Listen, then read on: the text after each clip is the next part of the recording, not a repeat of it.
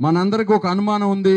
అందుకే మీరు జనరల్ ఎన్నికల్లో పనిచేసిన ఉత్సాహం ఇప్పుడు కనపడట్లేదు నాకు. గత 10 రోజులు 15 రోజుల నుండి నియోజకవర్గంలో ఏదో ఒక మూల నేను పర్యటిస్తానే ఉన్నాను ఎమ్మెల్యే గారితో పాటు. జనరల్ ఎన్నికల ముందున్న ఉత్సాహం ఇప్పుడు ఎందుకు లేదో నాకు ఒక అనుమానం వస్తూ ఉంది.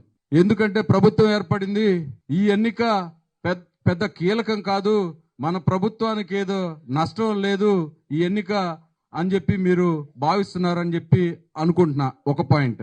రెండో పాయింట్, మీ అందరికీ మీ గ్రామ నాయకత్వం మీదో మీ మండల నాయకత్వం మీదో అబ్జర్వర్ అయిన నా మీదో శాసనసభ్యుల మీదో లేకపోతే మరెవరి మీదో అసంతృప్తి కూడా ఒక కారణమేమో అని చెప్పి నేను భావిస్తా ఉన్నా. ఇవన్నీ ఈ 15 రోజులు పక్కన పెట్టి వన్ సైడ్ గా మన అభ్యర్థి ఆలపాటి రాజేంద్ర ప్రసాద్ గారిని గెలిపించాలని చెప్పి మీ అందరినీ కోరుతా ఉన్నా. తిరువూరు నియోజకవర్గ చరిత్రను తిరగరాసి గతంలో ఎప్పుడూ లేని విధంగా 22,000 మెజారిటీ తీసుకొచ్చిన మీకు ఈ ఎన్నిక పెద్ద లెక్క కాదు. దీనికోసం ఒక ప్రణాళికబద్ధంగా పనిచేయాలని చెప్పి మీ అందరినీ కోరుతా ఉన్నా. 22,000 మెజారిటీలో ఇప్పుడున్న గ్రాడ్యుయేట్స్ జస్ట్ 7,000+ ఉన్నాయి. అంటే మనకు వచ్చిన మెజారిటీలో 1/3 కూడా లేదు. కానీ ఇంతవరకు ఓటర్స్ ని నేరుగా ఎంతమంది కలిశారో ఆత్మ పరిశీలన చేసుకోవాలని చెప్పి మీ అందరినీ కోరుతా ఉన్నా. బూత్ కి 2 ఇన్ఛార్జీలు పెడితే మరో 15 రోజుల్లో ఎన్నిక జరగబోతా ఉంటే ఇంతవరకు 75% ఎన్యూమరేషన్ జరిగింది. వాళ్ళ డేటా కలెక్ట్ చేయగలిగారు.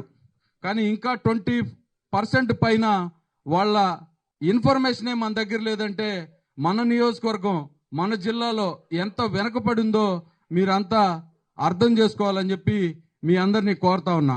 విభేదాలుంటే ఎన్నికలప్పుడు కాదు, తర్వాత అనేక వేదికలు మనకి మాట్లాడే అవకాశం, పోట్లాడే అవకాశం ఉంటుంది. మన గ్రామంలో, మన మండలంలో, మన నియోజకవర్గంలో ఎక్కువ మెజారిటీ తీసుకొస్తే డిమాండ్ చేయొచ్చు, ఫైట్ చేయొచ్చు. ఇదిగో మేము ఇలా చేసాం, మాకు మీరు తగిన గుర్తింపు ఇవ్వమని చెప్పి డిమాండ్ చేయొచ్చు అని చెప్పి మీ అందరినీ విజ్ఞప్తి చేస్తూ, ఈ 15 రోజులు తర్వాత పని చేయాలంటే కూడా మనకి పెద్దగా పని ఉండదు. ఈ 15 రోజులు మన పనులన్నీ పక్కన పెట్టుకొని గ్రాడ్యుయేట్స్ ఎవరైతే నియోజకవర్గంలో ఉన్నారో, ఎవరైతే పక్క జిల్లాల్లో ఉన్నారో ఉద్యోగ పని మీదో లేదో మరొక పని మీదో వేరే జిల్లాల్లో ఉన్నారో వాళ్ళందరినీ కూడా కనీసం ఓటింగ్కి తీసుకొచ్చే ప్రయత్నం చేయాలని చెప్పి మీ అందరినీ కోరుతా ఉన్నా.